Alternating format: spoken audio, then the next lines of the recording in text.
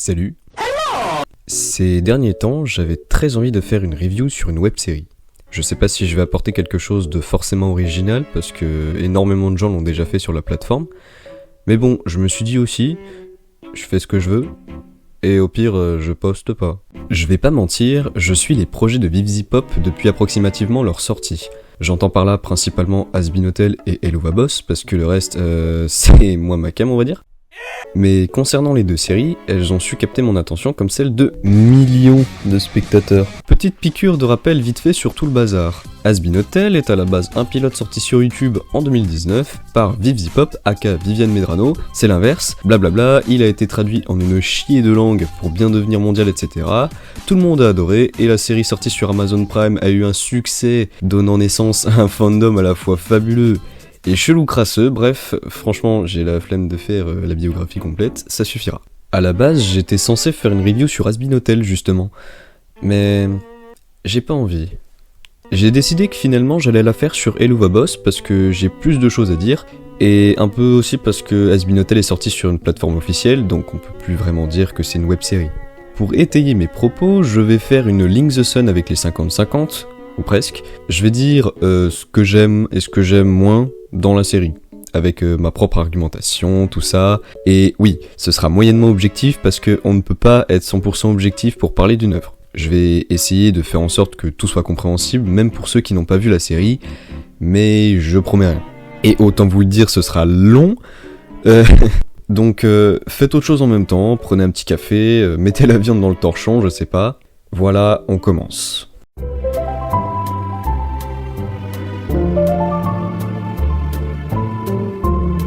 À l'heure où j'ai écrit ces lignes, le dernier épisode de la saison 2 vient de sortir. Et je sais pas combien de temps ça va me prendre pour finir la review.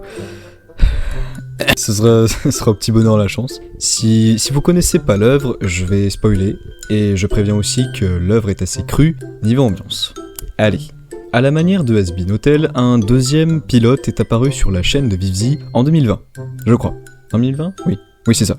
C'était pour faire patienter les fans, histoire que les 50 productions de Has Been Hotel soient pas trop dures à vivre. Donc, on a eu Helluva Boss.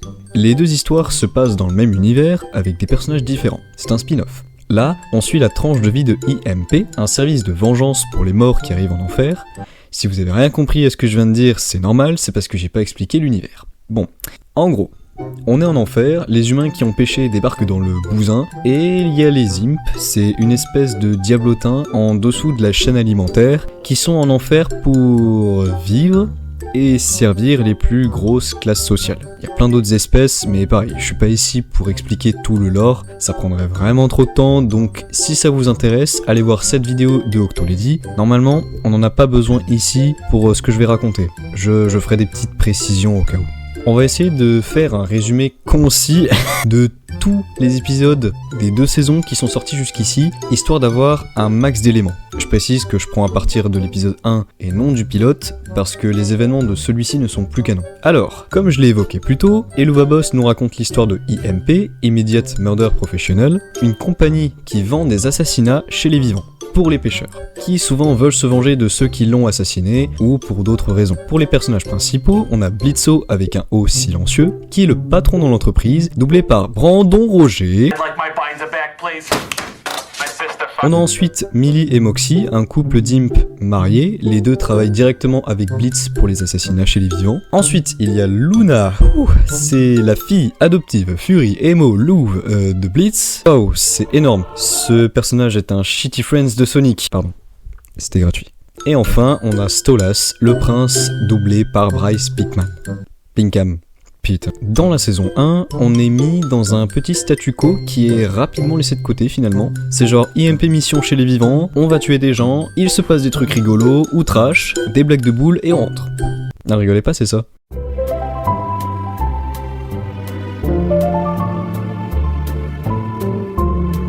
Épisode 1.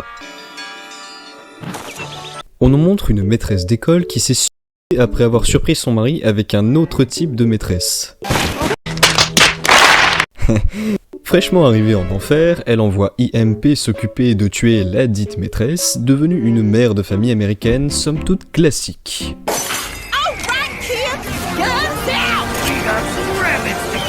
Et dès cet épisode, on apprend comment les personnages peuvent aller dans le monde des humains. C'est grâce à un livre obtenu par un pacte entre Stolas et Blitz qui consiste à, je cite, « Je te prête mon livre tous les mois pour faire tes conneries si tu viens me forniquer les plumes ». Globalement. J'avoue, j'ai utilisé mes propres mots. Voilà, épisode 1, on nous montre une mission classique des membres de IMP. Rien de très intéressant à rajouter pour ce premier épisode, c'est tranquille pour commencer.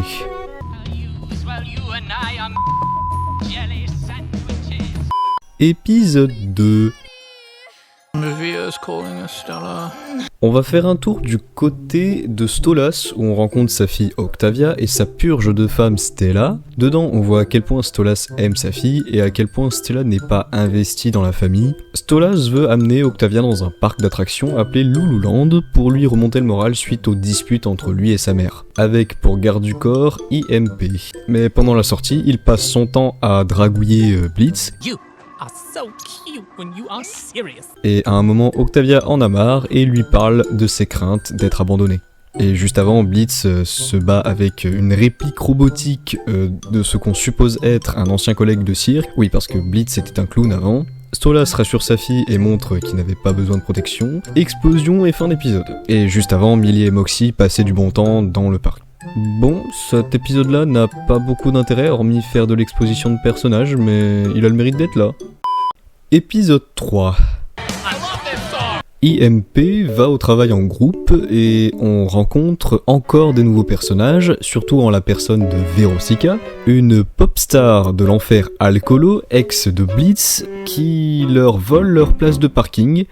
Du coup, ils décident de faire un pari entre eux pour savoir qui va garder la place, qui consiste à ce que IMP tue plus de gens que les succubes pourraient en b***. Voilà. Pendant le pari, on a un petit moment émotion entre Luna et son père adoptif. Moxie est bourré, il gagne le pari et IMP rentre pendant que les succubes les policiers du coin pour sortir et retourner en enfer. Ouais, bref, c'est... J'ai rien d'autre à dire. Épisode 4. Je l'aime bien cet épisode, il est très anecdotique mais il m'a bien fait rire quand je l'ai vu et franchement, en tant que public, j'aurais beaucoup aimé en avoir plus dans la série. Ici, on nous montre un peu l'inverse de IMP, qui sont les Cherubs, Cletus, Colin et Kenny. Espèce d'enfoiré! Non, pas ce Kenny là. Tiens, il me rappelle quelqu'un celui-là. Eux, ce sont des petits angelots du paradis qui donnent une deuxième chance aux mourants ou aux suicidaires. Si j'ai bien compris. Je passe vite fait dessus parce que c'est pas utile pour la suite, à part un détail qui est que les Cherubs se font bannir du paradis à la fin de l'épisode, parce qu'ils tuent leur cible par accident au lieu de la sauver. Épisode très correct et très marrant. On adore. J'ai ri. Épisode 5. Oh, fuck my clients. Ici, les IMP sont invités à un festival à la campagne chez les parents de Millie, qui est célébré par Stolas. On rencontre encore un nouveau personnage, Striker, qui est un tueur à gages possédant des armes divines spécialement pour tuer les êtres démoniaques puissants et royaux comme Stolas, qui ne peuvent pas être tués par des armes classiques. Il a justement été engagé par Stella, vous savez, la purge, pour assassiner Stolas, et même après avoir raté, Stella insiste pour qu'il réessaye. Un coup de fil qu'elle lui passe à table, devant Stolas. Waouh, c'est... débile? Non, en vrai, c'est plus dommage. Le fait que cette blague existe a un peu gâché le truc, parce que bon, si c'est représenté comme une blague, la menace n'est plus trop prise au sérieux, et l'impact est réduit. Vraiment dommage. Épisode 6. Blitz et Moxie se font kidnapper par Mulder et Scully, enfin, je veux dire les Dorks. C'est des Men in Black qui enquêtent sur les apparitions de IMP depuis qu'ils viennent sur Terre pour tuer des gens. Ça aurait été bizarre que personne se pose la question, donc c'est cool. Luna et Millie partent pour les secourir et... oh, ce personnage est un chat, c'est trop mignon. Mais pendant ce temps, Blitz et Moxie subissent un interrogatoire et se font gazer au sérum de vérité, ce qui les font plonger dans un bad trip lourd lourd de sens, particulièrement du côté de Blitz, car on apprend qu'il est traumatisé par ses anciennes relations, qu'il a peur d'aimer les gens, car visiblement à chaque fois ça finit mal, point qui sera beaucoup plus développé plus tard, et que ce sont des choses qui l'ont énormément affecté et qui continuent d'avoir des conséquences sur sa vie. Du côté de Moxie, on a une scène fantôme de l'opéra, où tout le budget de l'épisode est passé dans l'animation de cette séquence, qui est superbe d'ailleurs. Il se dispute en chanson avec Blitz sur sa manie de le négliger en tant que personne, je sais pas trop comment expliquer, mais au final, ils se réconcilient une fois réveillés. Ensuite, toute l'équipe combat les Dorks, et ils se font malencontreusement piéger. Mais pas d'inquiétude, Deus Ex Machina! Stolas débarque dans la scène la plus cool de la saison. L'apparition démoniaque, j'aime beaucoup cette scène. Elle est classe, elle est bien animée, elle fait peur, on aime. Comment Stolas a su qu'ils étaient en caca, on sait pas, on saura jamais et on s'en fout. Le chip principal c'est rouler une pelle, les fans sont contents. Banco, on passe à la suite. Nous en sommes à l'épisode 7. C'est l'anniversaire de mariage de Millie et Moxie. Alors Moxie a réservé dans un prestigieux cabaret pour l'occasion, en précisant bien à Blitz qu'il n'est pas invité. Oui, parce que Blitz a l'habitude de s'incruster dans leur vie de couple. Il les suit quand même, mais il se fait têche du cabaret parce qu'il n'accepte que les couples, alors Blitz invite Stolas en date, juste pour rentrer. Ah le bâtard.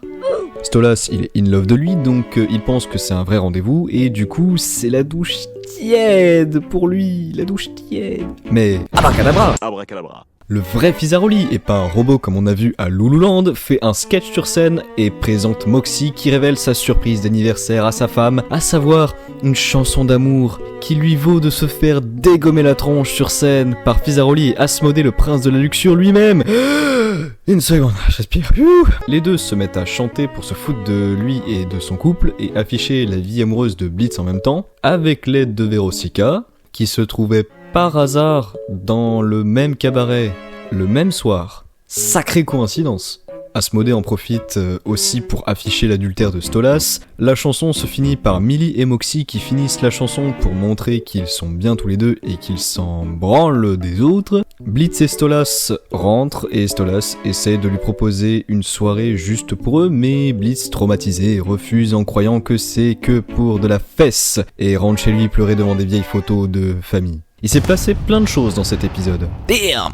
Les choses importantes à retenir de cet épisode sont que les anciennes relations de Blitz ont toutes été une pile de merde, comme le dit si bien Fizzaroli. Selon Veronica, il ne sait pas aimer parce qu'il ne sait pas rendre l'amour qu'on lui donne, et qu'il n'a jamais vraiment changé depuis. On apprend aussi que sa mère est décédée, le focus est fait sur elle à la fin, donc on suppose que sa sœur est encore en vie. La fin de l'épisode nous confirme également que Blitz et Fizzaroli se connaissaient et étaient amis d'enfance, avant qu'un drame ne se passe. On sait pas encore ce que c'est. D'ailleurs, putain, pour un gars qui vient de la plèbe, il a des sacrés contacts, le Blitz quand même. Une célébrité de cabaret, une pop star, un prince, ça rigole pas, dis donc. Ça m'aurait même pas étonné qu'à un moment ils nous sortent moi j'ai pépon Satan la semaine dernière, j'en passe qui te choque. Normalement, à ce moment-là de la diffusion de la série, il y a l'épisode 1 de la saison 2 qui sort. Et le dernier épisode de la saison 1 sort après le 1, 2, 3 et 4 de la saison 2. Pourquoi ils ont fait ça, je sais pas, mais je vais l'inclure maintenant, comme ça on reste sur une même ligne. Épisode 8. Il se passe juste après la soirée au cabaret. On trouve Luna qui est à une soirée où il y a plein de dogos. Enfin, des furies, des Hellborn, organisés par Queen Bee, la reine de la gourmandise, qui est un chien aussi, mais dans une ruche. Ok, pourquoi pas.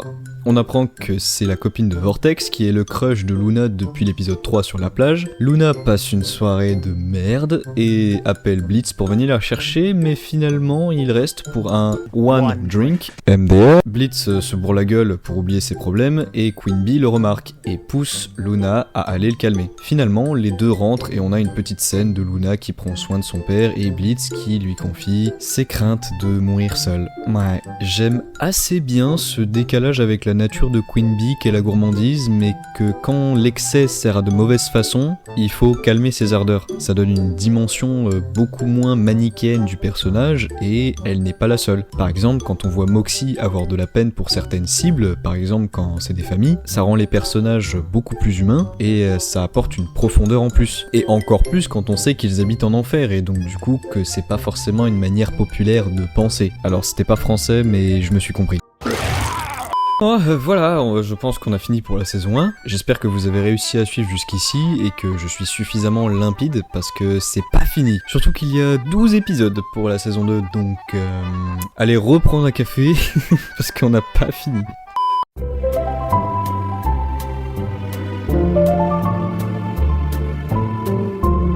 Saison 2, épisode 1. On nous montre ici l'enfance de Stolas et de Blitz, d'abord du côté de Stolas, où à l'époque il était devenu assez grand pour que son père lui confie son premier mariage forcé et ses premiers devoirs royaux qui sont l'étude des cieux, de la terre, les étoiles et les prophéties qu'elles détiennent et toutes ces conneries. Pour qu'il devienne un prince des enfers puissant avec des légions, tout ça accompagné de son fameux grimoire qui permet de voyager entre les mondes humains et enfer. Ah, et vu que le mariage le botte pas trop, son père le fait aller au cirque pour décompresser un petit peu, où il va justement voir Blitz pour la première fois de sa vie. Du côté de Blitz, on rencontre son père, j'ai oublié son nom, qui le vend littéralement afin qu'il aille s'amuser avec Stolas pour son anniversaire, et aussi voler des richesses.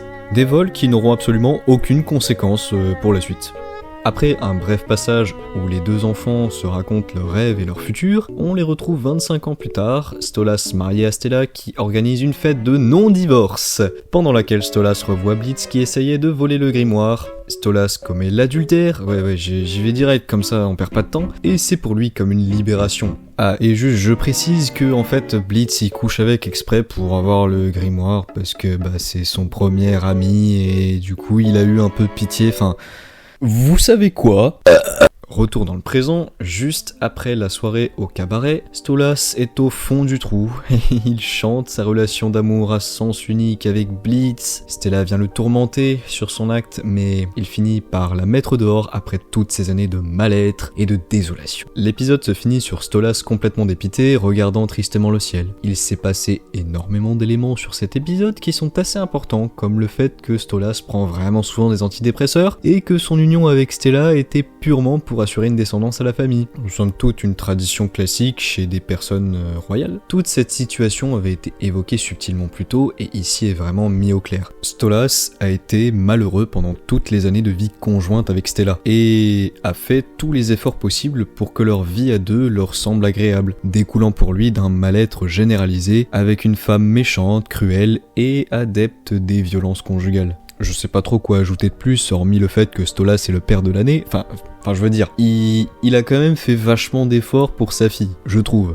Donc après, oui, il a commis un adultère. Bon, après, franchement, avec une femme comme Stella, on peut pas lui en vouloir, franchement. Puis bon, même Stella, elle s'en fout, en fait, de l'adultère. C'est juste qu'en fait, elle a le seum parce qu'elle se tape la honte. Enfin bref. Mais ouais, cet épisode, c'est Joe la déprime, donc on va passer au suivant, hein. I want you out now. Saison 2, épisode 2. Loading star. Épisode sur Octavia, une date importante arrive pour elle, celle d'aller voir les étoiles avec son paternel. Mais celui-ci passe son temps à s'engueuler avec son ex-femme, donc il la met un peu de côté, et vu qu'elle fait sa crise d'ado, elle fugue. Regardez-moi, je suis une adolescente, je vais être n'importe où sauf ici, VDM. Elle va facilement voler le grimoire chez IMP pour aller voir les étoiles toute seule, chez les humains. Mais elle atterrit en enfer sur Terre, Los Angeles. Blitz paniqué prévient Stolas et ils vont pour la retrouver. Sur les lieux, Blitz se déguise en acteur connu. D'ailleurs, Blitz se déguise en Brandon Roger, son doubleur qui est son acteur dans la vraie vie, qui est un vrai comédien. C'est rigolo. Et du coup, il est contraint à jouer dans une sitcom accompagné de Stolas. Pendant ce temps, Luna cherche Octavia et Emily et Moxie ne font rien d'intéressant. En jouant devant un public, Blitz a un flashback de quand il a adopté Luna. Lui et Stolas se battent avec les gens du studio. Et les deux fuient ensemble comme si la soirée au Ozzy n'avait pas existé. Damn, ça avait quand même l'air un chouïa plus traumatisant. Je sais que vos enfants sont peut-être en danger, mais quand même, Stolas a pas l'air de lui en vouloir beaucoup. Enfin... Ed, you'll leave them breathless. Bref, Luna finit par retrouver Octavia et lui parle pour essayer de lui faire entendre que son père est pas si pire. Je veux dire, Octavia, depuis le début, c'est chouin, mon père va m'abandonner. Oh, allez, j'avoue, j'aime pas trop ce perso, je bitch un peu gratuitement. Puis à la fin, ils se retrouvent, gros câlin, on rentre, allez, bisous. Expédié facilement celui-là, hein.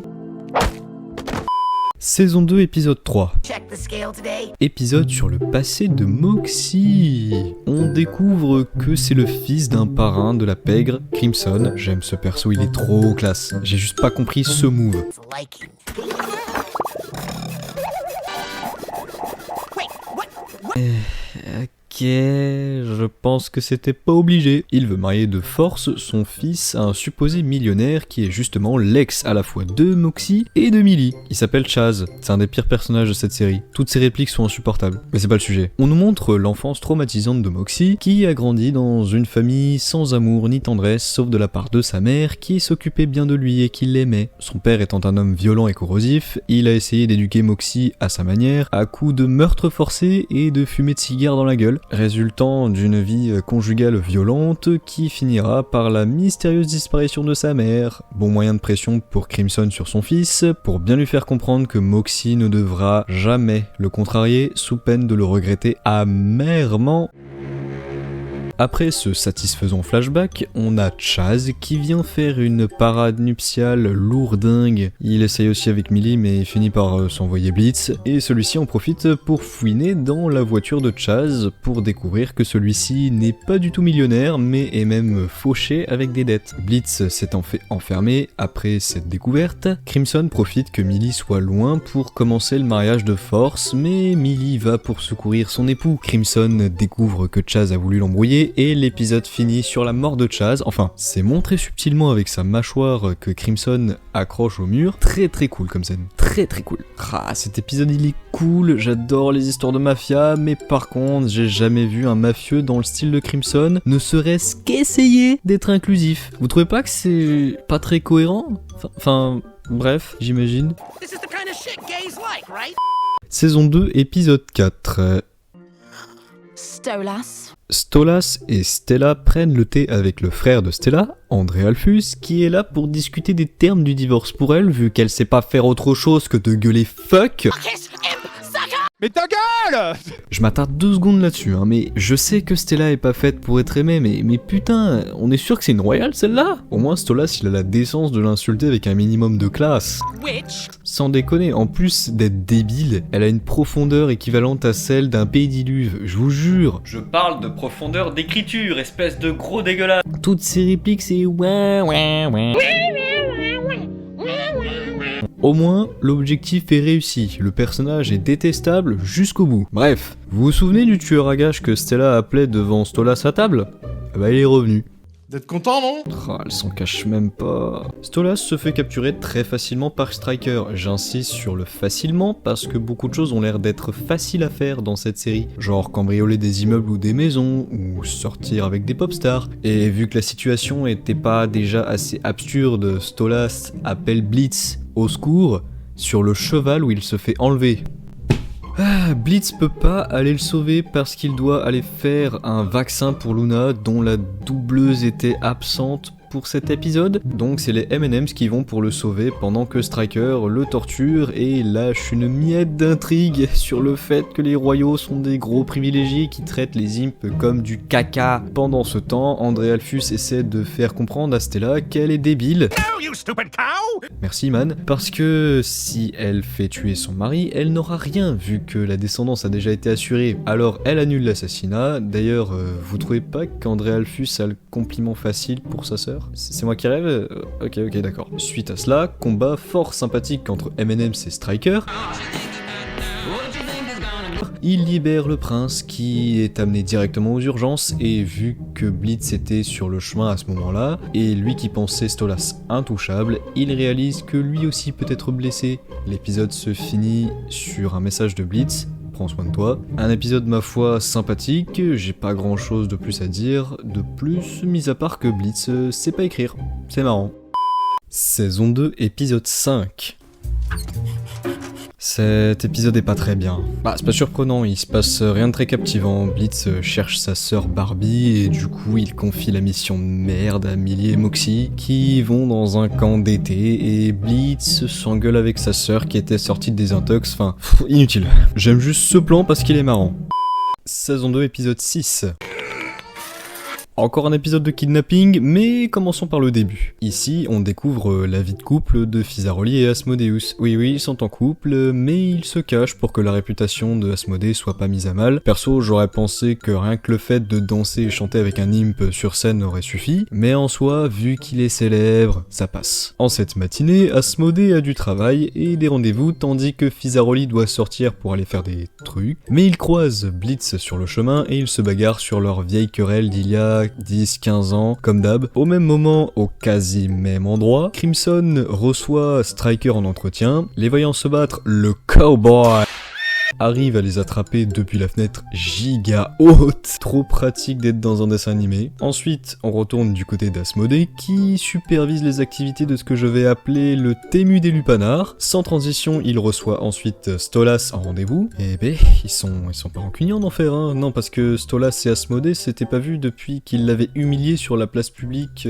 pendant la soirée au cabaret. Je sais pas, si j'avais commis l'adultère, ça l'aurait foutu un peu mal de mon côté, qu'un collègue me poucave comme ça devant plein de monde. Enfin bref. La démarche de Stolas ici a pour but d'obtenir pour Blitz un cristal d'Asmodée, des cristaux spéciaux qui permettent de se téléporter sur Terre. Légalement, pas comme avec le livre de Stolas. Mais Asmodée refuse par solidarité avec son amoureux qui déteste toujours Blitz à ce moment-là. Mais au même moment, il reçoit une vidéo de chantage de la part de Crimson qui menace la vie de Fizaroli. Du côté des kidnappés, les deux discutent de leur relation qu'ils ont avec des royaux, qui est critiquée par Striker qui est un puriste anti-royal. Au même moment, Asmodée et Stolas discutent du contrat pour la rançon avec l'avocat de Crimson, et l'opération dure des plombes. Les deux diablotins se retrouvent à se libérer d'eux-mêmes tout en discutant de leur passé pendant un combat acharné contre la pègre. Et on apprend enfin ce qui s'est passé entre eux il y a 15... je sais pas. Fizaroli, à l'époque où il était clown avec Blitz, était aimé de tout le monde, plus que Blitz, qui était fortement mis de côté, même par son propre père. Et un jour, où Fiz célébrait son anniversaire, Blitz a bousculé un autre gars qui portait un gâteau avec des bougies, et grosso merdo, tout a cramé et ça a fait exploser Fizaroli qui a perdu ses bras, ses jambes, ses cornes et il lui a brûlé la peau au 3e degré. Rien que ça. Et dans l'accident, il a aussi fait brûler sa daronne. Bon. Mais hormis toutes ces épreuves, et avec des excuses insistantes, Blitz et Fizaroli se réconcilient et arrivent à s'échapper de l'usine où ils étaient enfermés. Ah, et Striker a failli retuer Fizaroli, mais Blitz cette fois-ci l'a pas laissé derrière, et Striker s'enfuit. Les deux, enfin Blitz, je sais pas, mais Fizaroli rentre auprès de Asmodée et le convainc de laisser Stolas donner un cristal à Blitz. Chiant à dire, waouh, j'ai galéré. Et dernière chose, maintenant Asmodée assume leur relation. Putain, j'ai eu un mal de chien pour faire un résumé de cet épisode. Allez, on enchaîne. Saison 2, épisode 7. L'épisode commence par un flashback de la jeunesse. Fizaroli et Blitz sont adolescents et assistent à un concert de Mammon, prince de l'avarice, qui est l'idole de Fizaroli. Et à l'époque, Mammon lance un concours de clown pour qui deviendra sa nouvelle poule aux œufs d'or. Évidemment, Fizaroli rêve de pouvoir gagner un jour. En sortant du concert, les deux se font aborder par un mec qui a l'air de mettre ses figurines My Little Pony dans des bocaux. Il a même pas de nom. Ce mec est un gros fanboy de Fizaroli et il l'aborde pas de manière très conventionnel. Du coup, il se fait tège. On revient ensuite dans le présent. Fizaroli est le champion en titre du concours invaincu depuis des années. Donc, Mammon fait tout pour faire de la thune sur sa gueule. Des poupées, des robots et plein d'autres trucs. Fizaroli montre qu'avec les années, il vit de plus en plus mal le fait de travailler avec Mammon, car trop peur de le décevoir. Asmodée s'inquiète pour lui d'ailleurs. Pour la nouvelle édition du concours, Asmodée appelle Blitz pour être le garde du corps de Fiz. Pendant le concours, Fiz est en compétition principalement avec les jumelles Léviathan, Glitz et Glam, qui lui collent au cul niveau popularité. Pendant le spectacle, une interlude rencontre avec les fans est organisée pour que Mammon s'en mette plein les poches. Fizaroli rencontre ses fans, et d'ailleurs cette scène me fait poser la question, est-ce que Fiz est sourd ? Genre, il croise un gamin avec les cornes brisées qui parle en langue des signes, donc ça veut dire que les oreilles des imps, c'est leurs cornes. Et Fiz lui parle en langue des signes aussi. Rappelez-vous, il a plus de cornes non plus. Mais pourtant, il a l'air d'entendre les autres quand il parle, enfin, je capte pas trop. Pendant la rencontre, il recroise aussi le creepy guy qu'il avait croisé il y a genre 10-15 ans, qui est en mode les méchants.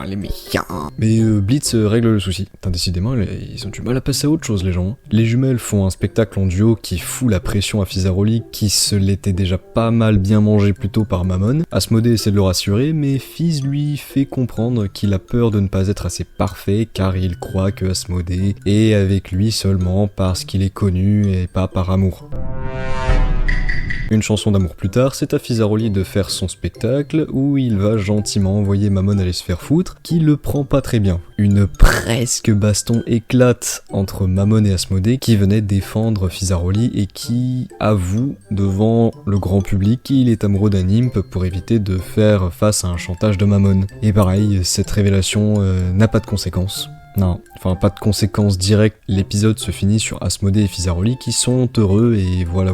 Ah, j'adore Mammon. Le design est vraiment trop bien et pour le coup, lui c'est un prince du péché pur et dur. Ses vannes sur le fric m'ont bien fait rire, le machin il a Dieu que pour l'argent et c'est trop bien qu'on ait quand même un des péchés qui soit fidèle à sa nature de base. Parce que je vous avais parlé de Queen Bee et de son traitement, mais Asmodée aussi, il diffère vachement de ce qu'il est censé être. Un prince de la luxure qui est amoureux est une situation assez cocasse. Juste, j'aurais bien aimé avoir une baston entre Mammon et lui, j'avoue. Dommage de s'être arrêté en si bon chemin, mais bon. Et à partir de là, je commence sérieusement à me dire que la série a du mal avec le principe du pay-in-pay-off. Vite fait, pour expliquer, le pay-in-pay-off, c'est un procédé scénaristique qui veut que quand on inclut un élément scénaristique dans l'histoire, un pay-in, il revienne à un moment donné pour servir d'une quelconque manière. Pay-off. Je ne suis pas un professionnel en scénario, j'ai eu seulement quelques cours sur le sujet, mais je sais pas, maintenant que je sais qu'il y en a, ça me dérange. Genre le vol des richesses à la famille de Stolas, les devoirs de Stolas en tant que prince, l'apparition de Stolas chez les Dorks, l'aveu de la relation entre Asmodée et Fiz, la dispute entre Blitz et sa sœur, pourquoi Stella est une sale race, enfin, peut-être que certains de ces éléments seront révélés plus tard, mais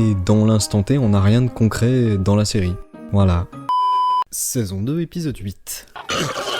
Ok, bon, cet épisode-là s'appelle The Full Moon. Quand il est sorti, je me souviens que beaucoup de la communauté Elova Boss l'attendaient parce que c'était censé être l'épisode le plus important de la saison. J'ai oublié de préciser plus tôt, mais le pacte pour le livre entre Stolas et Blitz se produit à la pleine lune justement, pour leur séance de massage. L'épisode commence en chanson avec un duo entre Blitz et Stolas. J'avoue, j'aime bien cette chanson, genre, elle a un petit groove, j'aime bien, enfin bref.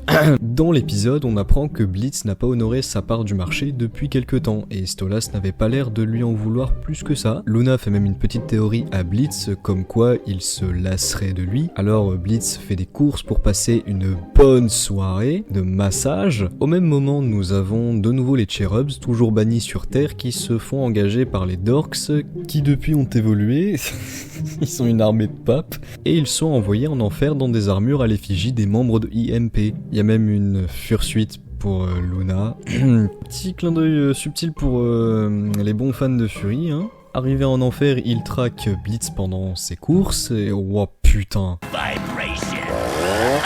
Finalement, ils combattent les membres de IMP qui suivaient Blitz aussi. Ok.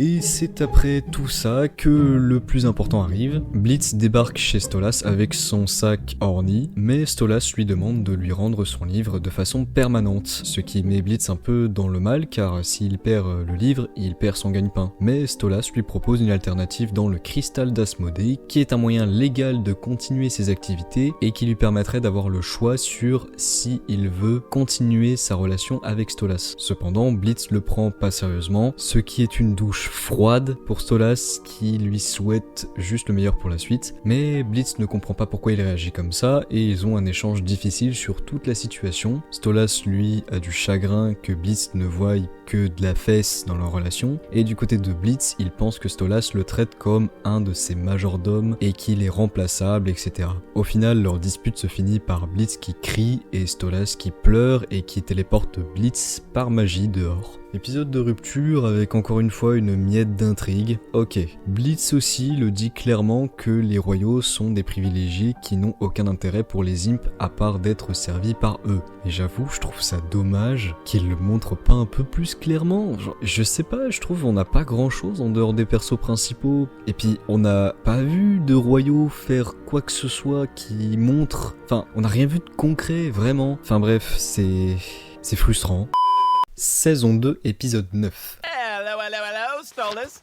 On est le lendemain de la dispute entre Blitz et Stolas. Blitz s'infiltre facilement chez Stolas pour essayer de reprendre le pacte comme il était avant, mais Stolas lui fait bien comprendre qu'il ne veut pas le voir. Et au pire, si tu veux vraiment pas le voir, téléporte-le par magie comme hier, non ? Non ? Ok. Ils ont une discussion sur leurs relations, les relations en général, et Stolas est invité à une fête seulement pour les ex de Blitz organisée par Verosika. I got an invite to this anti-Blitzo party. Putain, c'est à chier comme concept. D'ailleurs, Stolas apprend ce même matin la première tentative d'assassinat de la part de Striker, où Blitz ne lui en avait pas parlé avant. Dans tout ça, Stolas lui fait comprendre que ça serait aussi pas mal s'il s'excusait pour une fois. Et donc Blitz décide de faire une tournée d'excuses, mais pour tout le monde sauf Stolas, mature. Et du coup, il va s'excuser auprès de ses victimes qu'il a assassinées, des gens qu'il a fait chier, des dorks, des cherubs, et il finit par aller à la fête de Verosika. Ah, Véro, t'as pas autre chose à foutre que d'haïr ton ex, toi ? On l'a pas vu faire grand chose à part ça. Je pensais que ce personnage aurait mérité un meilleur traitement. Et d'ailleurs, Stolas, il a vachement de temps libre pour un prince. Genre, il a le temps d'aller se bourrer la gueule sur Terre, de se détendre tous les jours dans son château. T'avais pas des devoirs à effectuer, ou des légions à gérer, ou juste une fille et un divorce, je sais pas, enfin... Bref, apparemment, sa vie amoureuse est plus importante que tout le reste. On sait même pas les conséquences que ça a eu sur la famille, son histoire d'adultère, avec un plébien. Enfin bon, une fois arrivé, Blitz, il se prend une chorale qui le traite d'enfoiré. Il va retrouver Stolas qui est saoul et qui lui confie ce qu'il attend d'une relation. Lui qui n'a d'expérience sur ça que les séries d'amour à la télé. Mais Blitz lui avoue que le seul à qui il voulait vraiment faire des excuses aujourd'hui, c'est lui. Grosso merdo, Blitz laisse Stolas passer une bonne soirée et se retrouve nez à nez avec Verosika pour une dernière engueulade qui se termine par la paix entre eux. Alléluia. Et sur les sages conseils de Verosika, il repart en laissant Stolas tranquille et fin d'épisode. Saison 2, épisode 10. Épisode d'Halloween. Blitz est déprimé à cause de sa rupture avec Stolas. Il fait n'importe quoi avec les finances de l'entreprise et du coup, tout le monde subit. Alors Blitz et Millie se bougent le fion en mission pour aller régler une histoire de fantôme sur Terre pour faire rentrer des sous. Blitz, lui, n'y va que pour essayer de baiser un fantôme, comme dans la série porno qu'il se regarde depuis des semaines. Il y va même déguisé comme l'héroïne de la série. Après qu'ils aient commencé l'enquête, Millie et Blitz se disputent sur l'attitude de misère qu'il a depuis des semaines. Après s'être séparés, on a un moment horreur et trauma de Blitz, encore. Même si la scène est cool, ça commence à être un petit peu redondant. On a compris que Blitz s'en veut pour sa mère, qu'il a l'impression de pas être assez bon dans toutes ses relations, etc. C'est bon, on a compris. Après le moment trauma, Millie le retrouve complètement déboussolé, et on apprend comment ils se sont rencontrés. Oui, du lore, c'est bien, continuez. Millie était déjà une tueuse avant IMP, et était d'ailleurs encore plus une brute qu'à l'heure actuelle. C'est après une bagarre entre elle et Blitz qu'il a vu le potentiel de tueuse chez elle, et qu'il a réussi à l'engager. Et ce fut la dernière à rentrer chez IMP. Et du coup, dans l'ordre, si j'ai bien suivi, il y a d'abord Luna que Blitz a adoptée, ensuite Moxie qui l'a rencontrée en prison, encore un truc que j'ai oublié de préciser, qu'il s'est passé dans l'épisode Mafia avec Crimson, et pour finir, par engager Millie. Fin du flashback, Millie avoue à Blitz tout le bien que ça lui a fait d'avoir été engagée chez IMP. Elle y a trouvé une carrière, un mari, un avenir, et surtout un meilleur ami en la personne de Blitz. J'avoue, je m'étais pas rendu compte d'à quel point ils tenaient l'un à l'autre, et cette séquence était assez cool. Suite à ça, on a le fin mot de l'histoire sur les fantômes de l'hôtel. C'est le directeur qui était totalement un démon, et qui, pendant le combat, en profite pour posséder Blitz, pour bien le déstabiliser et accessoirement nous remettre encore ses traumas. Putain, 2 fois en un épisode. Désolé, je me calme. Un dernier combat éclate entre Blitz possédé et Millie. Finalement, le directeur est battu et sur la fin d'épisode, Blitz est toujours assez perturbé par sa rupture. Mais globalement, ça finit plus légèrement. Saison 2, épisode 11. L'épisode s'ouvre sur... Oh non, l'épisode s'ouvre sur Stella qui est conne, comme d'hab. Elle fait part à André Alphus du fait que son mari laissait un imp utiliser son grimoire magique. Et du coup, il pète un plomb parce que ce truc est tellement illégal que ça leur fait une occasion pour piéger Stolas. D'ailleurs, je crois que finalement je rêvais pas, on dirait qu'André Alphus veut se farcir sa sœur à chaque fois qu'il parle d'elle, mais passons. Ah, So lucky you are hot, Stella. Du côté de IMP, c'est tranquille, Blitz reçoit des gens qui veulent travailler pour lui, ce qui est un indicateur du succès grandissant de IMP, mais ils se font malheureusement interpeller par la BAC des Mange-Morts pour avoir enfreint les lois démoniaques, même si nous on sait pas trop ce que c'est ces fameuses lois. Dans la panique, ils suppriment et brûlent les preuves, mais en essayant de s'enfuir, ils se crachent pour faciliter le taf de la police ou du scénario. Une fois arrêtés, les Mange-Morts amènent Blitz directement au tribunal, présidé par Satan lui-même, et oh putain, vous auriez pu faire un effort sur les fringues. Attendez, c'est un des big boss de l'enfer et vous avez pas trouvé mieux pour l'habiller? Bon, visiblement c'est pas le seul chara-design qui s'est cassé la gueule pour cet épisode. Nicolas. Enfin bref, il se fait juger lui et son équipe pour avoir volé un héritage goétique, la classe sociale de Stolas, et pour l'avoir utilisé à des fins personnelles chez les mortels. Concrètement, ils sont dans la merde noire. Pour résumer, tout ce procès lancé par André Alphus fait partie de son plan pour piéger Stolas. Et vu qu'on ne laisse même pas la possibilité à Blitz de se défendre, il arrive facilement à convaincre tout le monde, excepté Vassago, un autre membre de la famille goétique, qui essaie tant bien que mal de renverser la situation en vain. Et petite question qui m'est venue pendant cette scène d'ailleurs, pourquoi Vassago parle espagnol? Je me doute que c'est pour donner un style à un personnage, mais c'est pas cohérent. Tous les démons qu'on a vus jusqu'ici parlent la même langue, sauf lui. Et c'est pas un pêcheur, donc c'est pas logique. Après un faux témoignage de Striker, ça débat encore un peu sur le sujet, mais ça découle sur Blitz et son équipe condamnés à mort pour trahison. Exécution qui sera diffusée à la télé pour bien rappeler à la plèbe qu'il ne faut pas déconner avec les plus puissants. Oui, du lore, allez-y, continuez, j'en ai besoin. Blitz essaye de sauver les meubles en se remettant toute la faute dessus pour ne pas que son équipe périsse avec lui. Et il y parvient avec l'argument de, je cite, « Tout ce que l'enfer verra, c'est vous exécutant des imps qui essaient juste de faire leur boulot. » Et là, c'est logique. Et en plus, c'est du lore. Les rôles que tous les imps ont dans leur société sont apparemment d'être des serviteurs ou des employés. Et c'est tout. Satan dit lui-même qu'il a créé les imps pour être obéissants et fidèles. Donc, enfin, on a un peu plus de détails sur les enjeux que ça représente. Suite à ça, Satan déclare que ce sera seulement Blitz qui se fera exécuter et Stolas le voit à la télé. Et après un Take Care of Luna for me, Deus Ex Machina, Stolas le sauve. On est d'accord qu'on l'avait tous vu venir. Il s'élance pour tout expliquer et défendre Blitz, mais... Oh non. Oh, pas maintenant, non. J'aime beaucoup les chansons, mais pas maintenant, pitié. Oh là là. Oh bon. Là, je suis Stolas, c'est moi qui tout fais. Ah, et y a pas assez de romance principale. Je gâche ma vie pour toi, là, pourquoi tu fais ça pour moi, je ne le mérite pas. Oh, j'aurais préféré qu'il y ait pas de chanson. Ça m'a coupé le délire. Et ça, même si la voix de Bryce Pinkham est du miel pour les oreilles, et que niveau animation, cette scène aurait difficilement pu faire mieux. C'est magnifique, vraiment, hein. Mais non, vraiment, c'était pas le moment. Allez, tapez-moi, je sais, je suis un aigri, je m'en fous. Après ça, Blitz est libéré et Stolas, lui, est seulement puni. À ne pas oublier que tout est toujours diffusé à la télé. Octavia y voit son père d'ailleurs, ce qui la bouleverse. Et oui, vous avez bien entendu, Stolas est seulement puni pour ça, là où Blitz aurait dû être exécuté, ce qui renforce l'importance des classes sociales en enfer. Pour ses crimes, Stolas est privé de ses pouvoirs, titres et privilèges pour 100 ans, ce qui les délègue à André Alphus. Suite à ça, à table pour la cour du jugement. Après ça, Stolas est jeté dehors et commence déjà à se faire cracher dessus par toute la plèbe, là où Blitz est adulé tel un héros pour tous les imps de l'enfer. Les deux avec Luna rentrent chez Blitz, Stolas se lave et va se coucher accompagné d'un petit bisou de Blitz. Vas-y, c'est mignon. Fin d'épisode. Putain, enfin du lore, ça fait plaisir, hein. Ouh. Même hormis tous les trucs qui m'ont un peu fait chier, mais ça... Allez, suivant.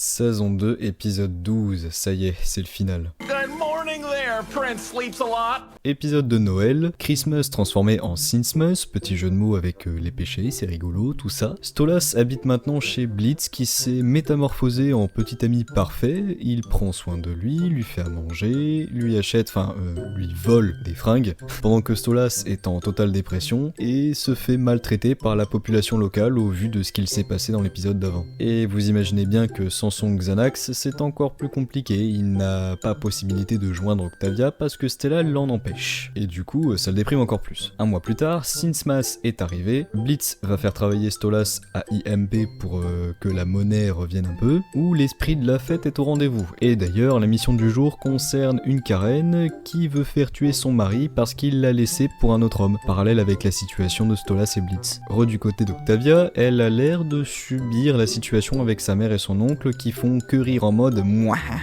on est des méchants.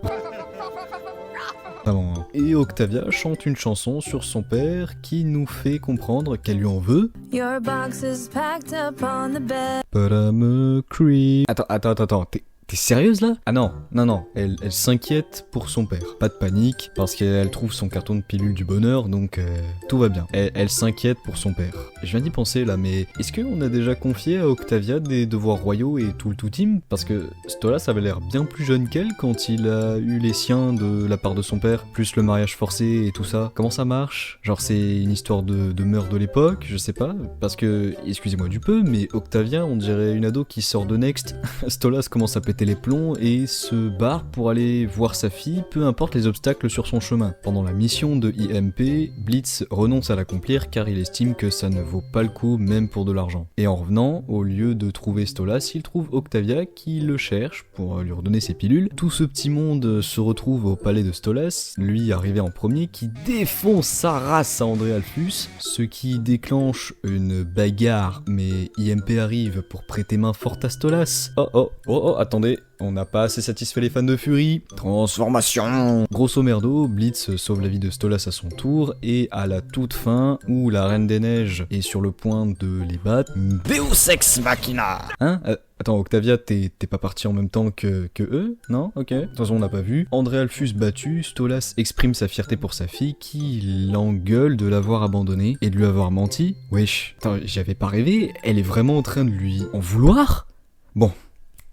Ok. Octavia, putain, est-ce que tu vis avec ta mère, toi? Genre, tu t'es jamais douté que ta mère pouvait être le problème de cette famille? Parce que, aux dernières nouvelles, elle s'occupait pas de toi. Elle passait son temps à crier pour critiquer ton père et à discrètement le maltraiter. Et toi, tout ce que tu fais, c'est lui remettre la faute dessus. Lui qui t'a toujours aimé, soutenu et cajolé. Et puis, vous êtes des royaux. Normalement, c'est les nurses et les majordomes qui font ça. Genre, ça y est, pendant sa vie, il a un moment de découragement qui lui fait faire des bêtises. Bon, c'était peut-être pas la meilleure décision de tromper ta mère, mais tu prends même pas le temps de réfléchir 2 secondes pour te mettre à sa place, c'est non. Chouin, je suis le centre du monde et mon père c'est un con. Oh, waouh. Stolas, ta fille c'est une merdeuse. Je lui demande pas d'accepter Blitz direct comme beau-père, qu'on se l'entende, mais déjà elle a son hume dans son téléphone, et puis merde, juste au moins qu'elle essaye de comprendre. Même quand Stolas essaie de lui expliquer, elle écoute même pas. C'est bon, lâche-lui la grappe à ton daron là. Bref, elle finit par partir définitivement en laissant son père derrière elle. Ça l'ingrate. L'épisode se conclut sur Millie qui est enceinte, oui, tout à fait, et Blitz et Stolas qui ont un petit moment danse et émotion entre eux, et fin de saison. Waouh, on a eu plus de lore dans ces 2 derniers épisodes qu'en 2 saisons. Vraiment. Nous en avons fini pour le résumé des 2 saisons.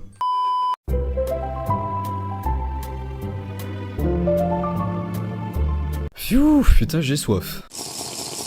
J'ai oublié de dire qu'ils avaient sorti 4 épisodes plus courts, genre des shorts, un sur Millie et sa sœur, un sur une mission IMP, un 3e sur les fans, qui est terrible, autant dans le bon que dans le mauvais sens. J'ai juré il y avait volonté de nuire. J'ai autant rigolé que j'y ai transpiré devant. Faites-vous votre propre avis, mais si je devais avoir une image précise de la créatrice et de ses fans en tête, je pense que j'aurais ça. No offense, j'ai connu des gens comme ça, faites pas genre, vous savez que c'est vrai. En plus, ce personnage est clairement inspiré d'une vraie personne, faites pas genre. Et il y en a un 4e de short, encore une petite mission, mais osef. Voilà, tout a été dit, on va pouvoir passer au débrief de mes points positifs et négatifs, dans cet ordre. Attention, c'est mon avis qui est subjectif, alors si vous n'êtes pas d'accord, soyez constructif ou passez votre chemin, s'il vous plaît.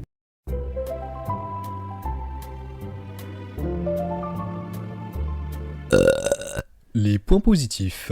Numéro 1, l'humour. Ça doit faire 17 fois que je répète ce mot ici, mais encore une fois, c'est purement subjectif. Mais bon, vas-y, c'est marrant. Genre, quand j'ai maté les épisodes pour la première fois, j'avais passé un beau moment. Parce qu'il m'avait fait rire, justement. Et ça, personnellement, ça a beaucoup d'influence sur l'implication que j'y consacre après. Le seul souci que j'ai eu avec l'humour, c'est les blagues de boule. C'est rigolo les premières fois, mais après... mais j'y reviendrai. Numéro 2. Les voix et les chansons.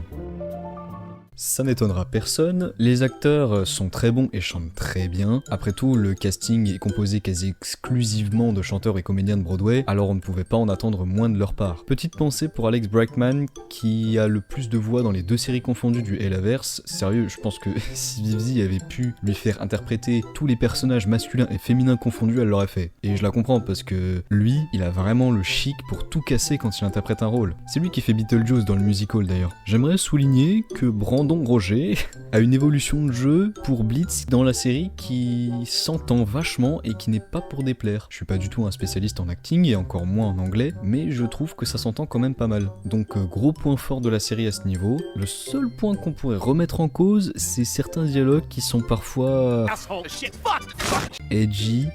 C'est genre youpi, vous connaissez des gros mots. Génial. J'aime bien les chansons, c'est toujours dans ce jus très spectacle de Broadway et parfois aussi très goofy, et t'en as même qui sont des musiques qui sont super cool sans être dans l'optique comédie musicale qui tue sa mère. Genre les musiques de Verossica, des fois les musiques random qui passent à la radio. Les chansons de Stolas m'ont beaucoup satisfait en général, même quand elles sont chantées faux. Après là c'était fait exprès, sauf celle du tribunal. Désolé, je sais que tout le monde la sauce, mais par rapport à tout ce qu'on a eu avant, c'est moins bien. Ouais, c'est peut-être de la mauvaise foi de ma part, je m'en fous. C'est certainement parce qu'ils l'ont enregistrée en 2021 et donc elle a un peu vieilli. Pourquoi ne pas avoir fait une version actuelle?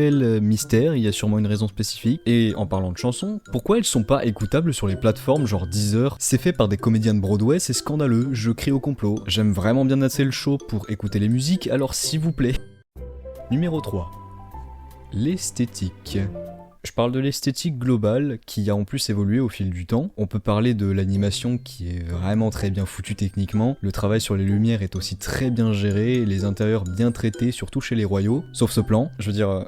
Oui, j'ose le dire, il est pas beau. Les extérieurs, un peu moins travaillés, mais je chipote. Ça reste très correct et très beau. Les détails de certaines props, miam, et qui j'espère vraiment pour les animateurs qu'elles ont été réalisées en 3D, parce que animer ça en 2D... Je pense que c'est de la 3D. Numéro 4. L'intention sur les détails. Ça peut varier selon les gens ce point-là, mais perso j'adore quand dans une œuvre, il y a plein de détails cachés et easter eggs dans les plans, les persos, les décors, qui peuvent ou pas donner du lore à la série. Ça rajoute de la matière et c'est une excellente chose. Pour les gens qui adorent chercher et faire des théories sur des univers et faire des tableaux Excel sur le bail, c'est du pain béni. Cependant, pour le viewer lambda, faire gaffe à tout, ça peut être pénible. Puis des fois, ils lâchent des trucs un peu importants sur une fraction de seconde, ce qui narrativement est dérangeant pour le format animation. C'est littéralement pas fait pour être mis sur pause toutes les secondes. Par exemple, dans l'épisode à Los Angeles, j'avais pas compris pourquoi le mec brûlait à la fin en ayant reçu une bouteille d'eau à la gueule. Et après, j'ai re-regardé pour voir si j'avais pas loupé un dialogue, et en fait non, c'était caché dans le décor le pourquoi. Cocasse. Après, c'est rentable. Ah bah oui, vous êtes spectateur de la série, vous regardez l'épisode, vous avez remarqué des détails cachés, il faut donc re-regarder l'épisode plusieurs fois et mettre en pause pour observer, et donc ça leur fait gagner des vues. Bonne technique. Mais pour moi, ça reste un point positif. Les détails, c'est important et c'est génial. Numéro 5. Le lore. Ça rejoint étroitement le point d'avant. Quand j'ai découvert la série, je ne possédais point Twitter, ce réseau de morts. Je regardais les épisodes innocemment, en essayant de faire mes propres déductions et théories. Étant un petit crétin, je me suis gouré sur toute la ligne. C'est seulement en regardant des vidéos de lore que j'ai appris le rabbit hole que cet univers était. Et quand j'ai découvert le Twitter de la créatrice, c'était encore pire. Ouais, elle drop beaucoup de trucs sur son compte. Je vais pas développer ici, j'ai la flemme. Mais sachez que c'est un gros point positif et que j'y reviendrai un peu plus tard encore. Numéro 6. Facile d'accès. Alors, celui-là, il a le cul entre deux chaises. C'est sur YouTube, donc c'est gratuit et libre d'accès. Pour les gens qui n'ont pas Amazon Prime, ça permet de pouvoir quand même découvrir l'univers, donc c'est super. pour les adultes. Ouais, il y a énormément de mineurs qui regardent et qui sont dans le fandom des Lovaboss, celui du Has-Been Hotel aussi. Et le souci, c'est que c'est une série énormément sexualisée. Je pense qu'on le voit rien qu'avec les images que je montre. J'essaie pas de faire la morale à qui que ce soit, ok, mais quand on est jeune et qu'on regarde ce genre de contenu, il est rare d'avoir la maturité d'esprit pour faire la part des choses. Et on se retrouve facilement influencé. Et comme je l'ai dit plus tôt, il y a un fandom avec des adultes et des enfants qui se côtoient, qui parlent de la série. Et ça, c'est un risque de tomber sur des personnes instables et mal intentionnées. Comme partout, hein, c'est pas propre à la série. Je pense vraiment pas qu'interdire de regarder soit une solution pour faire ces expériences. J'étais encore ado quand j'ai commencé à regarder et je m'en porte très bien. Mais il est important de prévenir pour qu'il y ait le moins de drame possible. De toute façon, même si on interdit à un ado de faire un truc, ça va lui donner encore plus envie de le faire. Voilà, juste petit message de prévention, ça me semble important.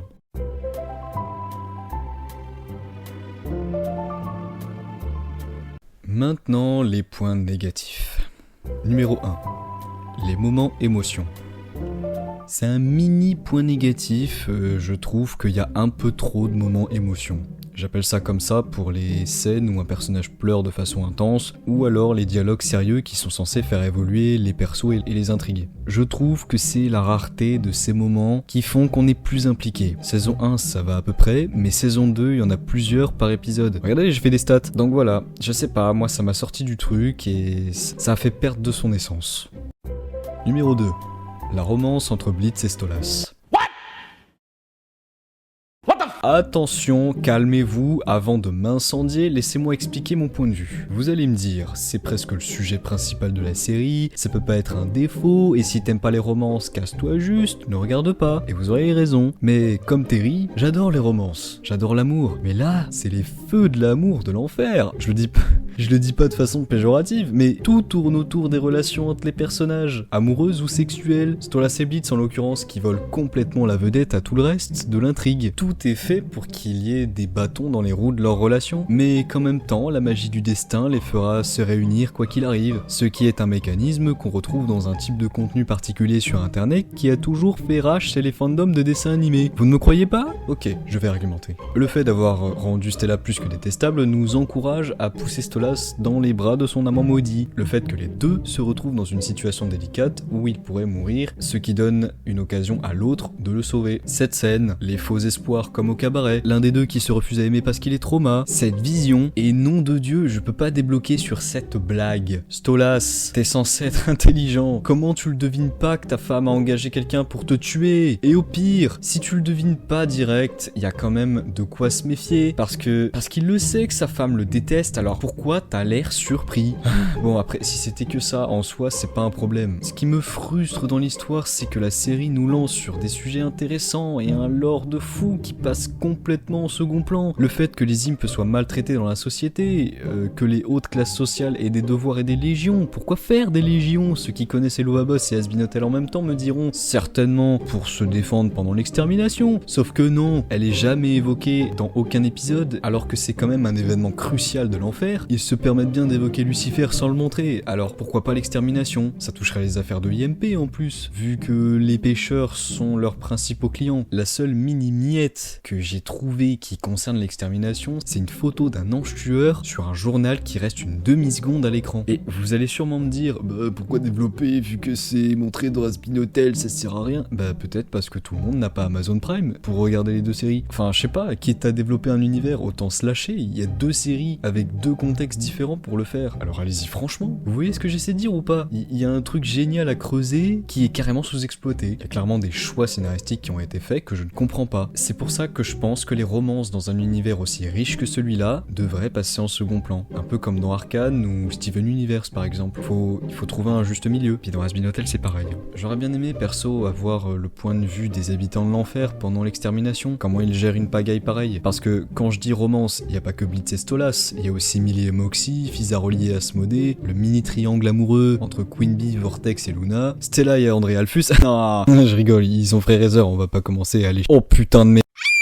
Voilà, j'aurais tellement aimé avoir plus de détails affirmatifs sur le fonctionnement de l'enfer, sur les espèces, leurs relations entre territoires, la relation qu'ils ont avec le paradis, comment fonctionnent les déplacements entre les cercles, parce que y a des cercles qui correspondent à chacun des péchés où les gens peuvent se déplacer, cercle de la gourmandise, avarice, etc. C'est les territoires où certaines espèces habitent et naissent. Et genre des fois tu dois prendre l'ascenseur et d'autres fois tu peux y aller en voiture. Je veux comprendre comment ça marche. Il paraît même que les démons ont des lois qu'ils doivent respecter. Alors racontez-moi, où est la limite entre le crime et la normalité en enfer? Je veux en savoir plus, ça m'intéresse. Mais ça, après, c'est mes propres attentes que j'ai quand je regarde une série. Et il y a énormément de personnes à qui ça convient parfaitement qu'il n'y ait quasi que de la romance, et j'ai envie de dire tant mieux pour eux. Mais voilà, je suis frustré sur ce point-là, et si je devais commenter seulement les relations entre les personnages, je vous aurais dit oui, c'est bien, les personnages sont bien caractérisés, mais ça suffit pas. Numéro 3. Le Sekusu. Traitez-moi de prude ou de chipoteur si ça vous chante, je m'en fous. Pourquoi tout est over-sexualisé à ce point? J'ai l'impression que personne en parle. C'est quoi le message derrière? Il y a une misère sexuelle si intense que les auteurs peuvent pas se retenir d'inclure leurs fantasmes obscurs sur des personnages d'animation. Calmez-vous, bon sang, ça va bien se passer. Je vous jure que s'il y a pas de blague de cul ou d'imagerie érotique pendant un épisode, c'est pas grave. Les personnages vont pas exploser, au contraire. Parce que là, je vous parlais des blagues de boules plutôt. Il y en a tellement. Au bout d'un moment, ça devient lourd. J'ai même fait des fucking statistiques sur la présence de blagues de cul dans la série. Il y a un ratio de 1 par minute et demie. Par pitié. Heureusement, ça se calme avec le temps. Bon, pas de beaucoup en fait. Et là, j'aborde seulement les blagues et pas le sujet en général parce que oui, c'est encore pire. Peut-être qu'avec le temps, je suis moins réceptif à cet humour, ok, et je sais bien qu'on est en enfer et que les péchés y font rage. Dans le cercle de la luxure, ce genre d'humour est même logique, sauf que là, c'est partout et tout le temps. Faites pas croire que c'est parce qu'il y avait pas d'autres blagues à faire avec les autres péchés. On est en enfer, lâchez-vous plus que ça. Et puis, dites-vous, il y a quand même un avertissement au début, ils le disent eux-mêmes qu'il y a du cul as fuck dans ce show, qu'il faut se cacher pour regarder, même si ça a l'air d'être encore sur le ton de la blague, ça montre qu'ils savent ce qu'ils font. Et puis même Striker, il râle sur ça à un moment. Je suis d'accord avec lui. Je me demande d'ailleurs s'ils ont la monétisation YouTube, parce que ce serait quand même scandaleux que eux ils passent alors que certains peuvent se prendre un strike pour une blague sur une vidéo d'1 heure d'accord. On peut dire qu'ils se mettent bien. J'ai vu passer que certaines blagues allaient dans le contexte de l'histoire. En gros, la théorie veut que par exemple quand Stolas parle comme ça, c'est parce qu'il croit que lui aime bien. Alors, ok, pourquoi pas, mais bon, je vous avoue, on me l'aurait pas dit, je l'aurais pas deviné. Donc, soit c'est moi qui l'ai pas, soit c'est juste du forcing. Bon, maintenant que j'ai fini de faire tout mon plat sur ce sujet, si je veux être honnête, toutes ces imageries subjectives ne sont pas si étonnantes quand on sait les travers de la créatrice. Viviane Medrano n'est pas appréciée par une grosse partie d'internet. Il y a plusieurs dramas qui ont tourné sur elle, sur des fétiches sur les scènes de viol, des animations trace, des vieux dessins à caractère pile, ou les deux, sur des vieux posts Tumblr, internet n'oublie jamais. Je vais pas faire la liste de tout ce qu'on lui reproche, je suis pas là pour ça. C'est une série à l'image de son auteur, également ralliée à une communauté de personnes qui sont pour la plupart excessifs dans leur implication sur les œuvres de Vivi Pop. On ne met évidemment pas tout le monde dans le même panier, mais force est de constater que ce ne sont pas les témoignages qui manquent de certains fans qui arrivent à être plus cringe que cringe. Par exemple, insulter des gens cosplayés en antagonistes comme Valentino, quelqu'un qui paye 50K pour un clip d'animation pornographique avec Charlie, taper sur un punching ball parce que, je sais pas. Le cocktail de ces points négatifs que j'ai évoqués a peut-être pour ma part contribué au fait que je n'arrive plus à apprécier le show comme avant, et de ce fait d'avoir une critique plus facile et plus amère. Et puis, juste un truc que j'ai trouvé un peu aberrant, ces phrases que Vivzi a l'air de vanter sur ses séries, et ses fans qui la saucent là-dessus, je sais plus laquelle correspond à laquelle, mais c'était les persos racontent une histoire et l'histoire raconte les persos. Oui, bravo, c'est comme ça que fonctionnent toutes les séries, elle n'a rien inventé les gars. Elle a juste mis des mots sur un truc qui existait depuis toujours. Pas envie de casser votre délire, mais il fallait que ça sorte. Voilà.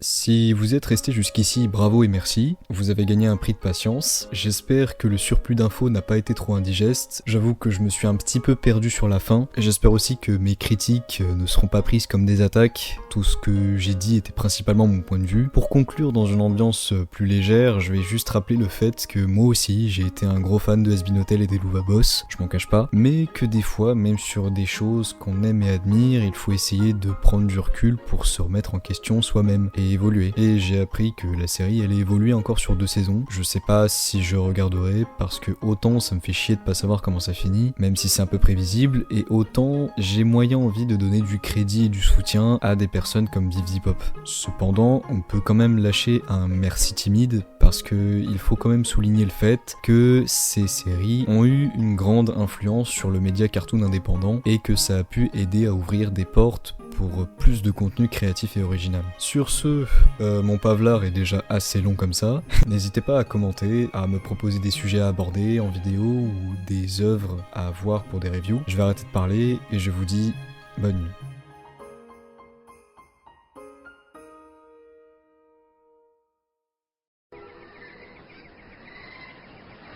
Hamburger.